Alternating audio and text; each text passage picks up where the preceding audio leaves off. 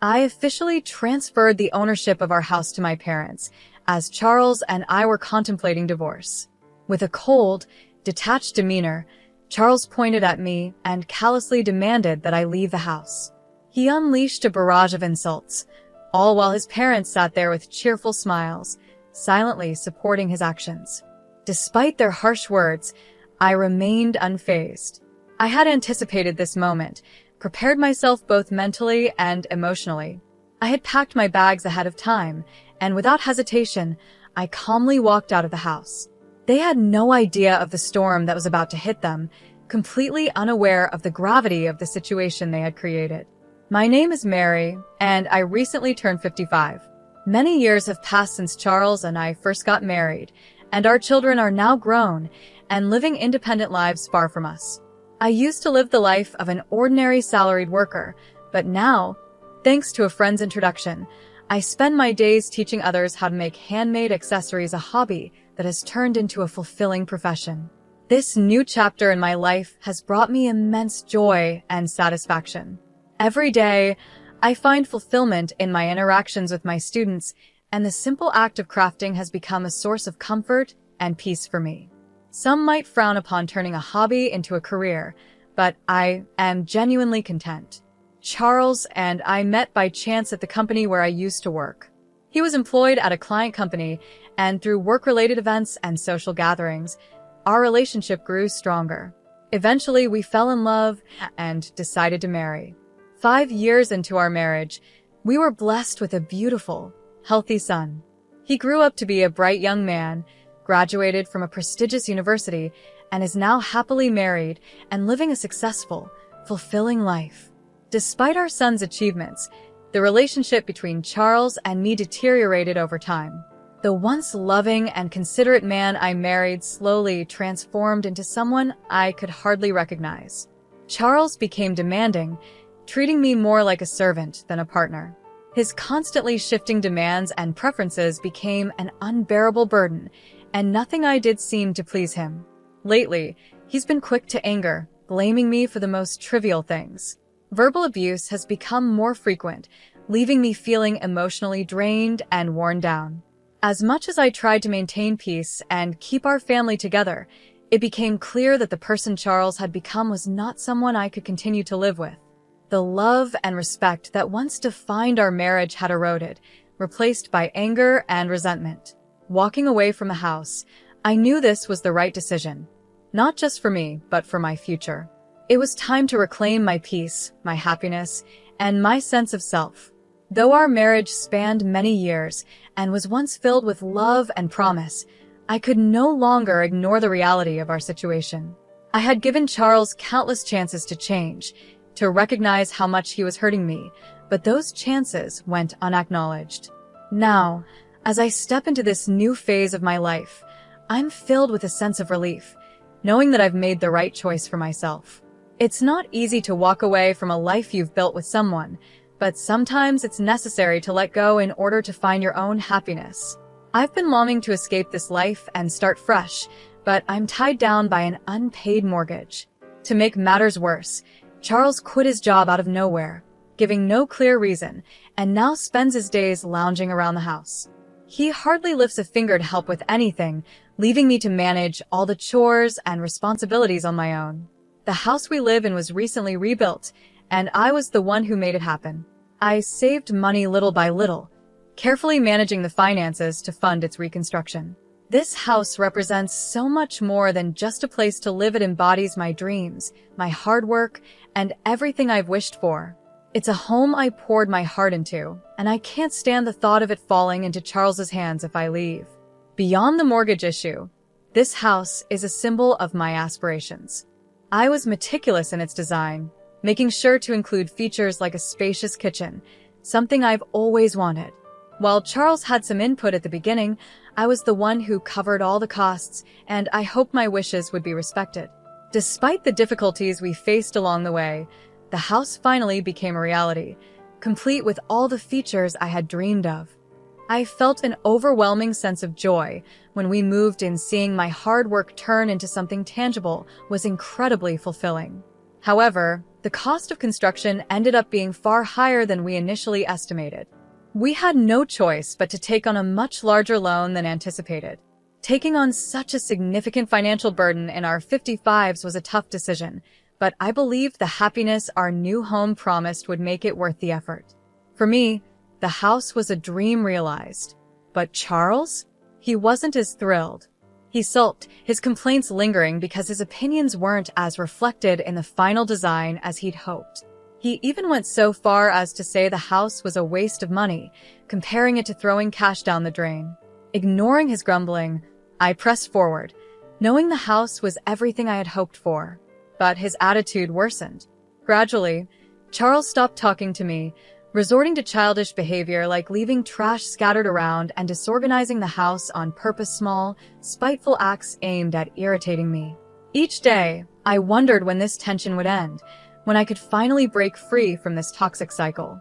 These thoughts weighed on my mind constantly as I tried to navigate the delicate balance between my love for the home I built and the strained marriage that now threatened to suffocate me.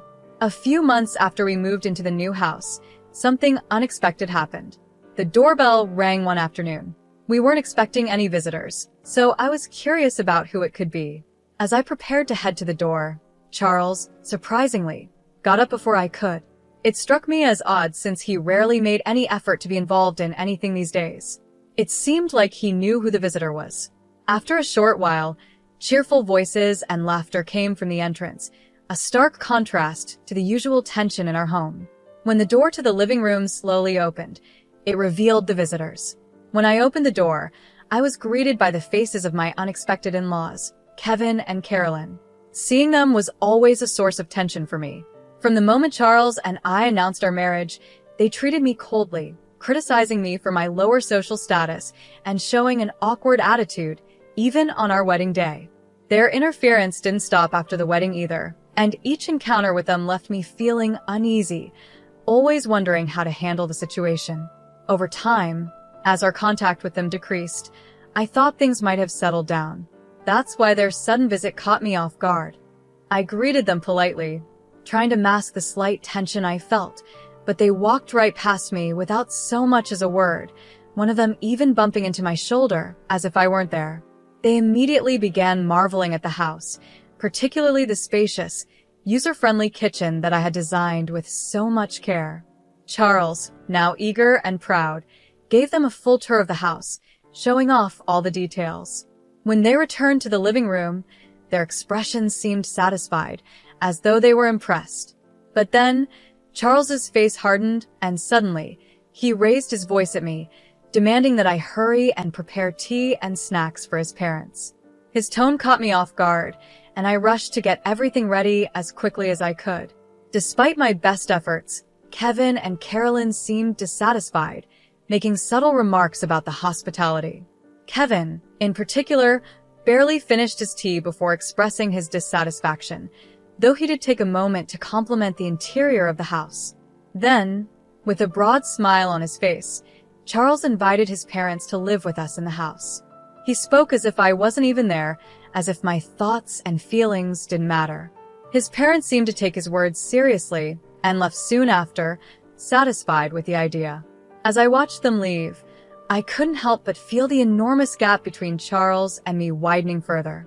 He was laughing and chatting with his parents, something I hadn't seen him do in a long time, and it reminded me of how distant he had become from me. After that day, Charles's parents began visiting more frequently. At first, it was just a few times a month, but soon their visits increased to several times a week. Before I knew it, they were coming over nearly every day. And with each visit, their criticisms of me intensified.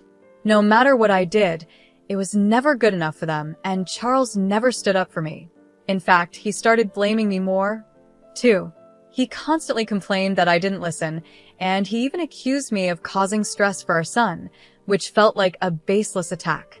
Despite how frustrated and hurt I was, I couldn't seem to find the courage to speak up. Every time I wanted to defend myself, the words got stuck in my throat, and all I could do was offer apologies. The in-laws' visits didn't just increase, they started coming over even when I wasn't home, often arriving with Charles. I would return to find empty beer cans and bottles scattered around the house, and spilled alcohol soaking into the new rug I had bought with such care. The house, which I had worked so hard to make perfect, began to smell of alcohol and feel dirty. I protested, of course. I asked Charles to intervene, but he ignored me, brushing off my concerns. It was as if my feelings didn't matter anymore. The house I had dreamed of, the house that was supposed to be our sanctuary, was slowly becoming a place where I felt trapped and powerless. The more his parents came, the more I felt like a stranger in my own home, and the more distant Charles became from me. I couldn't understand why Charles, who contributed nothing to the household, was always the first to complain. His growing involvement in gambling added another layer of stress to my life. Almost daily, I would find discarded betting slips, constant reminders of his risky habit. No matter how many times I tried to explain the dangers of gambling and the impact it was having on our finances, my words fell on deaf ears. The losses were devastating, especially since the money he was gambling away was the result of my hard work and long hours. Nearly a month into the in-laws' frequent visits, they had become bolder, often coming over when I wasn't home. One day, I returned earlier than expected and found them lounging in my house as if it were their own. I confronted them, but their snarky remarks and dismissive attitude made it clear they considered my presence an inconvenience. Frustrated and stressed by the sheer audacity of Charles and his parents, I realized I had reached my breaking point. Instead of letting my emotions take over, I knew I had to come up with a plan to address the situation. During this chaotic time, something strange happened. The in-laws visited one day when I was supposed to be away.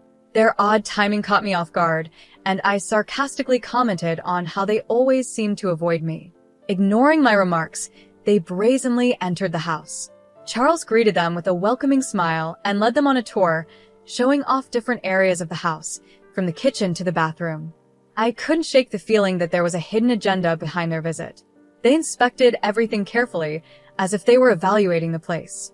When they left, they had satisfied expressions on their faces, as though they had confirmed something I wasn't aware of. Feeling uneasy, I questioned Charles about the inspections. He brushed off my concerns, telling me not to worry and insisting that it was none of my business. But his behavior made me suspect that he was hiding something from me. It felt like he was manipulating the situation, though I couldn't quite figure out what his endgame was. All I could do was observe and wait, hoping to uncover the truth. Then, one day, after a long day at work, I came home to find a large moving truck parked in front of our house. The truck had the logo of a moving company called Moving Center. I was stunned. As I approached, I saw Charles talking with the truck driver and some company representatives. When he noticed me, he quickly looked away and disappeared into the house, avoiding any eye contact. My heart sank, but the biggest shock came when my in-laws arrived at the same moment. They greeted me casually, as if nothing unusual was happening, and Charles welcomed them inside with open arms.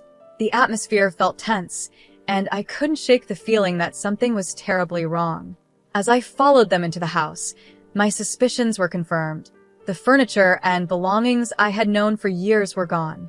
In their place was my in-laws' old, dated furniture, arranged as though they were preparing to move in permanently. It was as if my home, the house I had worked so hard for, was being turned into theirs without my consent.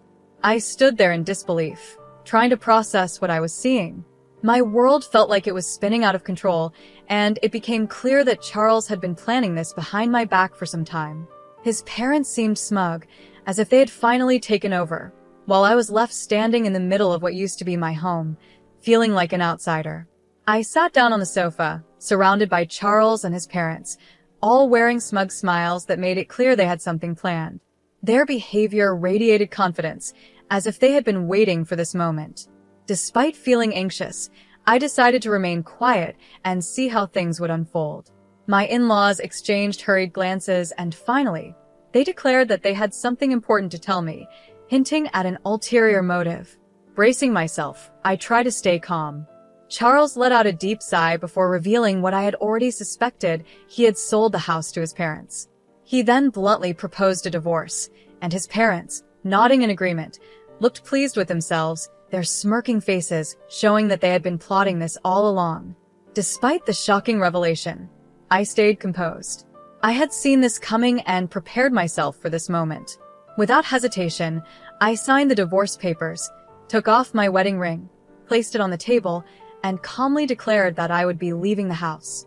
For a while, I had been suspicious of Charles and his parents, especially with their increasing visits when I wasn't around.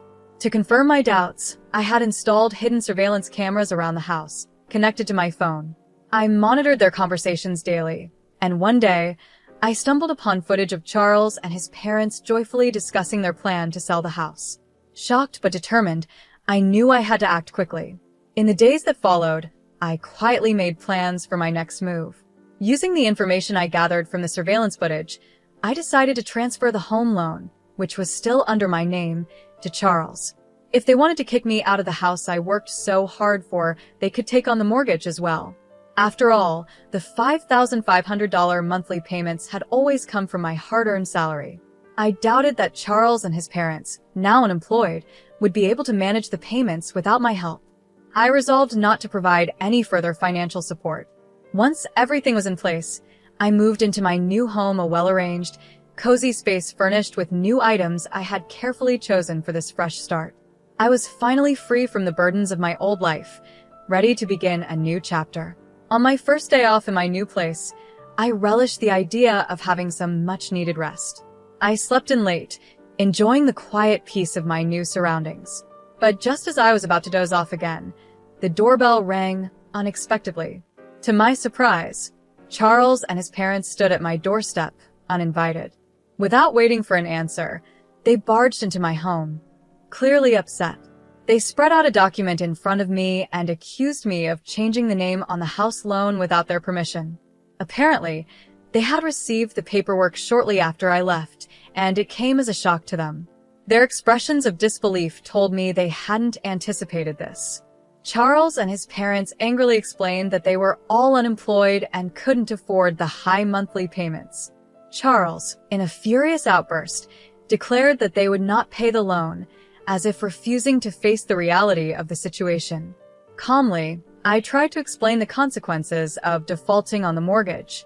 I told them how interest and late fees would add up, increasing the final amount they would owe. Charles seemed skeptical at first, but as he searched for information online, his expression quickly changed. The weight of what I had done finally sank in. Shock and distress crossed his face as he realized the financial burden that now rested solely on his shoulders. I suggested that they look for new jobs to make a fresh start. As the reality of the situation sank in, their faces grew even paler.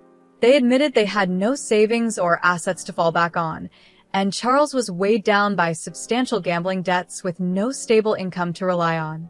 Desperate, they pleaded with me for understanding and help, reminding me of the years we had spent together. But I remained unmoved by their pleas. After everything they had put me through, I wasn't going to fall back into the trap of helping them again. Frustrated by my refusal, they tried to guilt me into reconsidering, but I quickly shut the door on their attempts to mend the situation. Their desperation grew, and in a last-ditch effort, they reported me to the police, accusing me of changing the mortgage without their consent. It didn't take long for the authorities to intervene, and eventually, Charles and his parents were removed from my property. Facing severe financial difficulties, they were forced to move to a smaller, more affordable apartment on the outskirts of town. Charles managed to secure a part-time job, which helped him support his parents, though it was far from the life of comfort they had once enjoyed.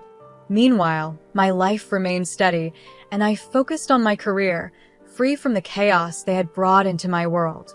In my free time, I started a blog about handmade crafts, something I had always been passionate about. To my surprise, the blog gained attention, and soon I was earning extra income, doubling what I made each month. Requests for me to teach workshops and courses poured in, and I found myself busier than ever, but in a way that brought me joy and fulfillment. I had no plans of remarrying. After everything I'd been through, I realized that I was content navigating life on my own. One day, as I was going through old belongings, I came across an old household account book from the early days of my marriage. Flipping through its pages, I was reminded of the financial struggles Charles and I had faced together, how hard we had worked to make ends meet back then. But instead of feeling sad, I felt a sense of resolve. I had come a long way since those early days, and now I was building a new happiness for myself on my own terms. I placed the account book back on the shelf, knowing that I closed that chapter of my life for good, ready to embrace the future with confidence.